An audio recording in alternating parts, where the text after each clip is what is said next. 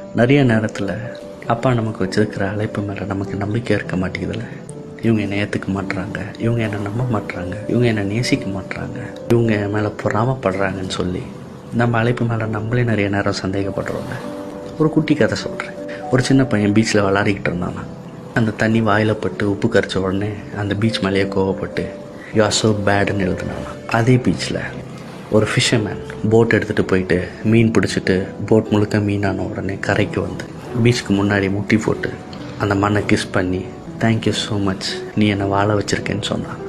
அதே பீச்சில் ஒருத்தன் அங்கேயும் இங்கேயும் சுற்றி பார்த்து அந்த அழகை ரசித்து யூ ஆர் பியூட்டிஃபுல்னு எழுதுனானா.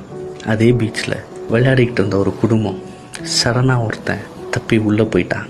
திருப்பி காப்பாற்றிட்டாங்க. ஆனாலும் எல்லாம் சேர்ந்து கொஞ்சம் நேரத்தில் என் பிள்ளைய காவு வாங்கியிருப்பேன்னு அந்த பீச்சை பார்த்து சபிச்சாங்களாம்.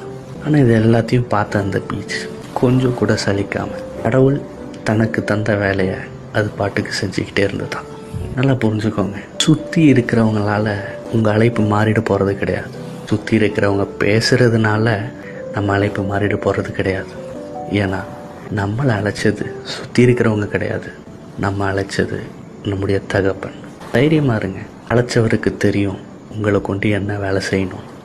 அந்த வேலையை மட்டும் செய்வோம், சந்தோஷமாக செய்வோம். அப்பா நம்ம கூட இருக்கார்.